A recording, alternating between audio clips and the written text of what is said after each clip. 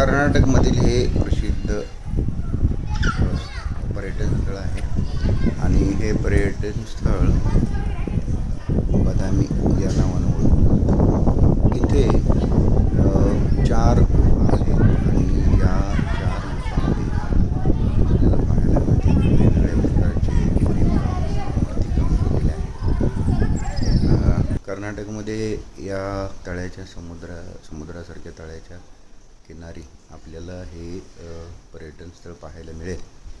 या पर्यटनस्थळाला भेट दिल्यानंतर ही पहिली गुफा आहे आणि कर्नाटक यात्रा बरोबर इतरही अनेक गुफा आहेत. या गुफामध्ये आपल्याला असं दिसून येतं की शिवमूर्ती, विष्णू आणि जैन मूर्त्या असे वेगवेगळ्या प्रकारच्या मूर्त्यांचं कोरीवकाम अत्यंत सुंदर अप्रतिम अशा प्रकारचं कोरीवकाम या सगळ्या ठिकाणी आपल्याला पाहायला मिळतं. ही 2-3 दिवसाची अत्यंत सुंदर अशी यात्रा आपल्याला पाहायला मिळते.